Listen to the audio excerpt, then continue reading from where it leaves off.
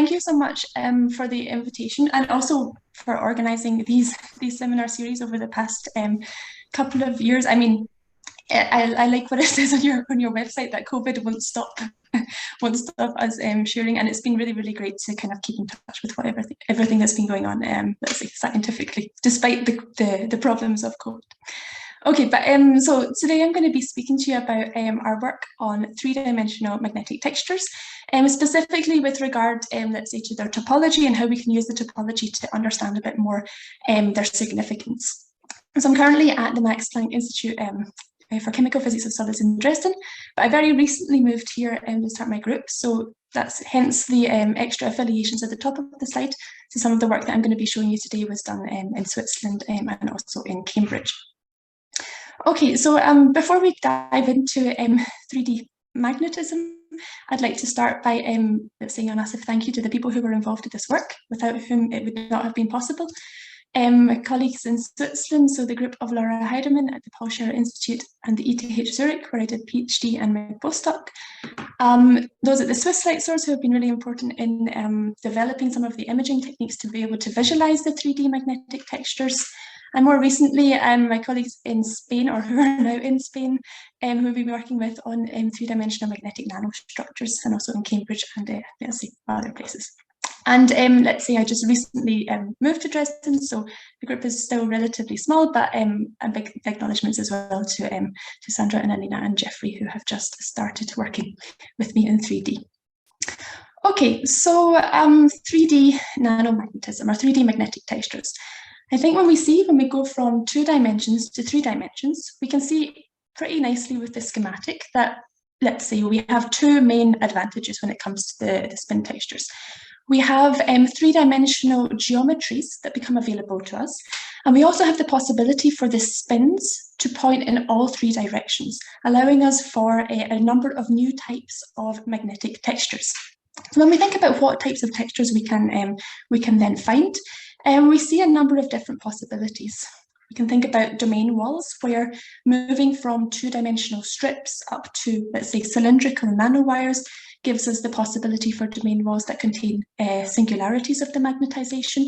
And we can think about topological structures such as skyrmions, where if we think about them not, let's say, in a 2D plane, but in, let's say, a more bulky, thicker system, in the simplest case, we have a sort of a lattice of skyrmion tubes, but we also have the possibility for, let's say, internal transformations of the topology to take place that again would contain or would involve the presence of singularities of the magnetization. And lastly, we also have, let's say, the truly 3-dimensional topological textures. Now, these are known as hopfions, and they've been gathering a lot of interest and excitement in the last few years, mostly so far theoretical and simulations-based works, but there's a lot of interest not only in their fundamentals, but also the prospects for applications. So we have these, let's say, new types of magnetic textures when we go to 3D. Now, they're not only interesting from a static point of view, they also have very interesting possible dynamic properties.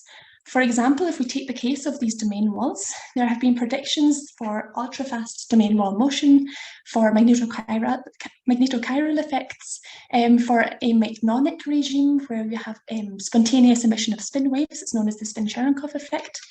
And indeed, first experimental demonstrations have been looking very promising.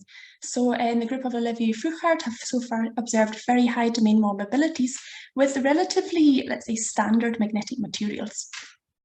And then, let's say, as well as a more fundamental interest in going to 3D, as people working in magnetism are always really aware of the fact that devices are a long-term aim. And again, going to 3 dimensions is incredibly motivating as well when it comes to devices. So we can think about taking advantage of the new types of textures, the new types of properties, but also combining these into complex architectures where you can have very high density, such as in the case of the racetrack memory, or interconnected or highly interconnected networks. Okay, so we see when we go to 3D, there's a lot, let's say, to look forward to. And what we're particularly interested in is studying these systems experimentally. Now, this is particularly challenging, and for that we need a few experimental tools. We need, first of all, to be able to visualize the 3-dimensional magnetic configurations, so the three-dimensional vector field in 3D in real space. For this, we need microscopy techniques. Secondly, we need to be able to understand what we're looking at, and this is where topology comes into play. Thirdly, if we're thinking about magnetic nanostructures, we need new ways to be able to fabricate them. So let's start off a very quick introduction to how we actually look at these 3D magnetic textures experimentally. Well, essentially we use a technique that's similar to a CT scan in a hospital. It's X-ray magnetic tomography. So essentially how it works is if we have our sample, it's a chunk of magnetic material, gadolinium cobalt, as you see here, we would go to our synchrotron, tune our X-rays to take advantage of X-ray magnetic circular dichroism, and measure many different projections in 2D for many different orientations. So these hundreds or thousands of projections are all combined with a reconstruction algorithm, and this gives us direct access to the 3D magnetic configuration. So now that we have our three-dimensional magnetization vector field, the next challenge, or the next thing that we want to do, is understand exactly what we're looking at. And this is where topology becomes very handy, very, very useful. Now, when we talk about topology, and this is something that probably almost everybody is familiar with, the idea is that it allows us to classify different objects into certain, let's say, classes. So you can have two objects that are topologically equivalent, you can smoothly deform one into the other, or you can have two objects that are topologically inequivalent that cannot be smoothly deformed, and therefore you have a barrier protecting their or offering stability. Now, the key thing here is smoothly deform. So I think everybody will be very familiar with this GIF. It's the idea of the fact that you have a coffee cup and a donut, that they are topologically equivalent, meaning that they both only have one hole. And that means that if you can classify the structure by the number of holes it has, the cup and the donut are the same. Now, if we think about the number of holes, these structures are not equivalent to another pastry that I've observed in my first few months in Germany, which is the pretzel donut, which then has a higher number of holes and is a different topology. So how do we apply this to the magnetization? Well, for the magnetism, we assume a continuous vector field. And what we first of all have to think about is which dimension we're in. So if we start off, let's say, with a relatively simple case, we can start off in 2D, where we have a two-dimensional plane, and we have two-dimensional vectors. And this is defined, essentially, we can classify the topology by what's known as the winding number. So the idea being here that we can take a line and round a central point and look at how the spins rotate as we go around this line. Now, if we take two examples, a vortex and an anti-vortex, and we unwind these structures, we see that the vortex winds clockwise, so it has a winding number of +1. The anti-vortex winds the opposite direction, so it has a winding number of -1. We cannot smoothly deform one into the other, and this is essentially our topological, this is the difference in the topology of these two systems. So this is, let's say, okay, the case of topology for a vector field. Now we've started off in 2D, but as you'll see from the title of the talk, we're going to be talking about three-dimensional systems. So how do we deal with higher dimensional magnetic configurations? Well, we can think again, going step by step, how we classify our topology. We have for 2D spins in a two-dimensional plane, the winding number. We can then go up a dimension, and we can allow our spins to point in all three dimensions, but still consider them on a two-dimensional surface. This allows us to calculate the skyrmion number, where, as you can see here, we can define our surface as a flat plane. We can define it as a curved surface over which we calculate the skyrmion number. We can even wrap this up into the surface of a closed sphere. Now, the next dimension up that we have is if we not only calculate, or let's say assess the topology of 3D spins on a surface, but we look at a truly three-dimensional magnetic configuration. And for that, we're looking at 3D spins in 3D. We then go on to calculate something that is known as the Hopf index. So these are the tools that allow us to assess the topology of our system and to directly, let's say, compare different configurations and also get an insight as to whether the topology could provide an added stability to the textures that we observe. So in the talk today, I'm going to be using topology and our 3D magnetic imaging technique to look at two particular systems. First of all, we'll look at three-dimensional textures of the magnetization that occur within the bulk of a system, so where the magnetization is relatively free to vary. And secondly, we're going to be looking at patterned magnetic nanostructures where we constrain the magnetization, let's say, and gain a little bit of control in that sense. So first of all, in the bulk. Well, we've used our magnetic tomography technique to obtain the three-dimensional magnetic configuration, as we saw slightly earlier in the slides. What we can first of all do to get an idea of what's going on internally in the inside of this three-dimensional structure, so this gadolinium cobalt pillar, is look first of all at a 2D slice. Now here we essentially project our magnetization onto the plane, so we have a 2D vector field, and we have a 2D slice, and we see immediately that we have a number of topological features. We have vortices, where the magnetization curls around a central point, and we have our anti-vortices, the topological opposite. Now, this is a 2D way to look at our configuration. We already get an insight into the types of structures that are present, but of course, our magnetization is not two-dimensional. We have direct access to our three-dimensional dataset with three components of the magnetization pointing in all three directions.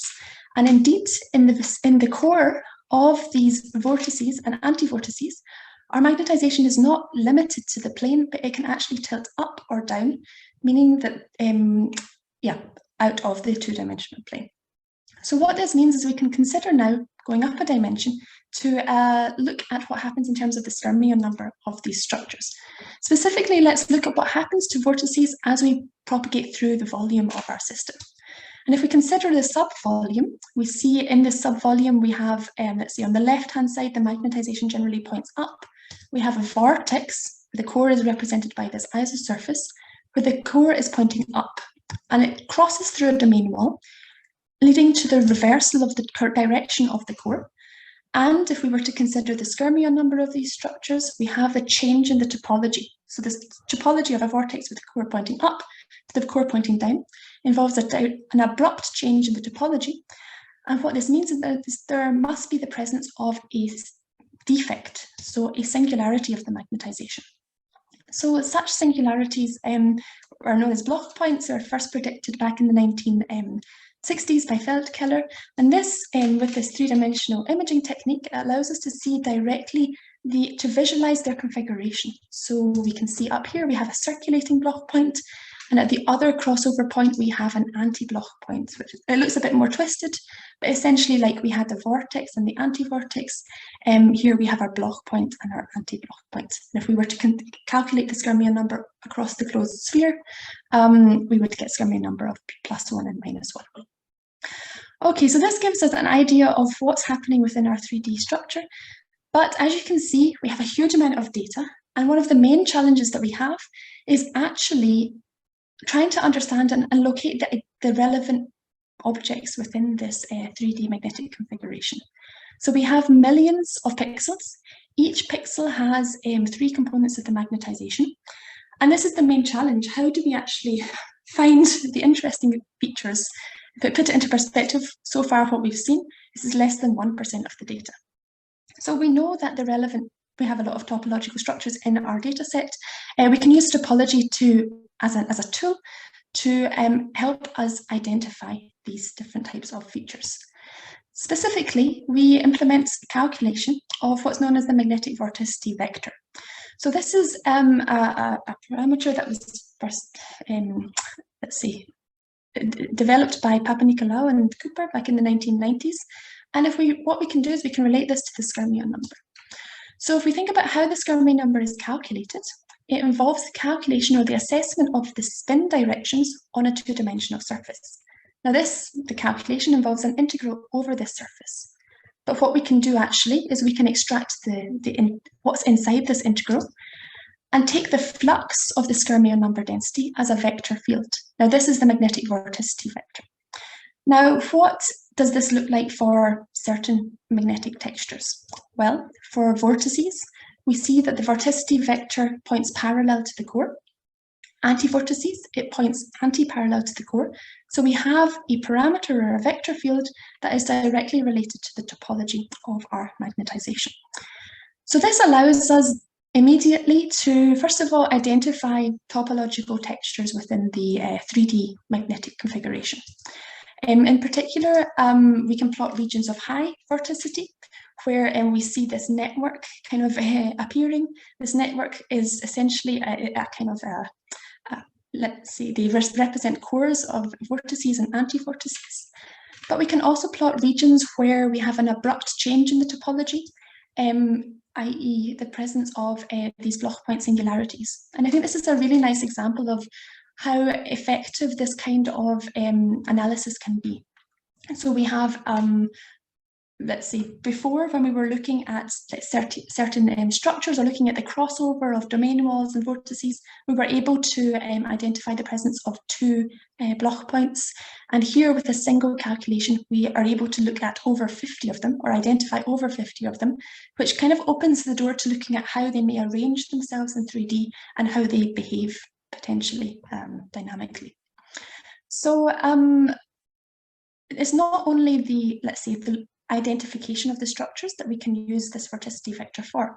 We can also use it to actually understand some of the textures that we observe in 3 dimensions. And specifically, one such texture that we've been particularly interested in, that I want to speak to you about today, is these loops of vortex anti-vortex cores that we observe within the struct system. So these are particularly interesting because they're 300 to 400 nanometers in diameter. They are essentially like a self-contained magnetic configuration, so magnetic texture. But it wasn't until we looked at the vorticity that we realized what these were. So when we plot the magnetic vorticity vector, you see it circulates around this core, meaning that these are magnetic vortex rings. So these vortex rings were first predicted back in the 1990s by Nigel Cooper, who worked with us on this work. But an analogous to their hydrodynamic equivalents, one thing that was surprising for us was they were always predicted to be dynamic objects. So if you imagine like a smoke ring or a bubble ring, they are stable as they propagate, but if they're static, then they dissipate. They don't have this stability. But we observe these structures in a stable static configuration. So the question is why? And immediately, so our minds first of all turned to topology. Could it be the 3-dimensional, could there be 3-dimensional topological structures that the topology is offering this added stability? Well, in order to, let's see, quantify the topology of these structures, what we went on to do was calculate the Hopf index, or determine the Hopf index. So how do we do that? Well, if we have a 3D Hopfion, we essentially have, what we can do is we can plot isosurfaces that correspond to certain directions of the magnetization. So you see this red, all the spins that are red are all pointing in one direction, all the ones that are blue and pointing in a different direction. And if we plot these as isosurfaces, then they form loops that are linked. And this is essentially the idea that it's a bit like having 2 strings that are linked. You cannot tear them apart without introducing some defect. So in order to, if we were to plot these loops, if we see them linking X number of times, we would have a Hopf index of X, in this case 3. So we can do this for our data. Now, what we see actually, and we were a bit disappointed when we first saw this, was that the loops don't actually intersect, meaning that this is not a topologically non-trivial structure, it's not a Hopfion, but it was actually even more intriguing because if the structures are not topologically non-trivial, then they must be stable for a different reason. If it's not the topology, then what is it? Well, what we went on to do is to look more closely at the 3D magnetic configuration of our pillar. And we actually were able to, well, first of all, make sure that it wasn't a one-off, that we saw more of them. So we did see more of these vortex rings, each with the circulating vorticity. And in combination with, let's see, some analytical calculations, we determined that it was actually the magnetostatics that were stabilizing these structures. So this is actually very important for our understanding of 3D magnetic configurations such as Hopfions, because, well, let's see, magnetostatics as a long-range interaction are particularly difficult to include in analytical calculation or analytical models. And quite often they are not included in the modeling of Hopfion structures. But we've seen experimentally that it's important. So maybe this is something that will help us understand a bit more about how we can realize hot fions in the future. Okay, so that takes me to the end of our looking in the bulk. In the last 5 minutes, I want to speak to you about a different type of system, still three-dimensional, but this time at the nanoscale, where we constrain our magnetization. So if we're looking on the nanoscale, the question first of all is, how do we actually make these nanostructures? And we take advantage of a technique that's been pioneered by Amalio Fernandez Pacheco, who's at the University of Zaragoza, and his student Lucas Skorich. The idea is you have in your scanning electron microscope, you have an electron beam, and you can locally deposit materials. Now for us, what's important is that we can pattern magnetic materials, in particular cobalt. And what Luca has done is he's combined this with CAD models in order to, so that you can essentially design a 3D structure and fabricate it directly. So this gives us an opportunity to make complex three-dimensional architectures. Now, what do we want to make? Well, if we think about what was interesting about three-dimensional nanostructures, let's say, cast our minds back to the start of the talk, one of the long-term aims, of course, is devices. And if we want to think about going to a three-dimensional device, what we need to think about is what does going to 3 dimensions, so going to complex geometries, actually do to domain walls, the properties of magnetic domain walls. So in order to answer this question, what we've done is we've basically considered a model system, which is essentially a double helix. So we fabricate this on the nanoscale with this FEBID focused electron beam induced deposition technique. And we can use our X-rays to determine what the magnetic configuration is. So in the as-grown state, we see with XMCD that one helix is black, one helix is white. Essentially, they're pointing in opposite directions. But we can apply a magnetic field and, let's say, induce an array of magnetic domain walls periodically in the three-dimensional structure. So what happens to these domain walls? What is the 3D structure doing to them? Well, in order to answer that, we can perform a magnetic imaging technique, again, measuring images from many different orientations using our reconstruction algorithm. And we're able to reconstruct the configuration of these structures. Now, it's a bit more noisy, and that's because we're at the nanoscale, we're kind of within the limits of our spatial resolution.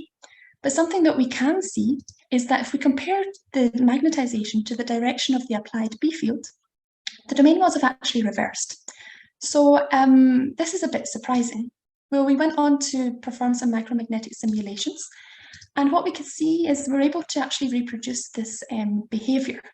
Essentially what happens is, although we would maybe expect our magnetization, our saturated magnetization, to relax into the curvature preferred state, where the domain walls point in the direction of the magnetic field, we actually see, due to the high magnetostatic coupling of these intertwined structures, the domain walls actually reverse. So the magnetostatics are again playing a very important role in the determination of these magnetic textures.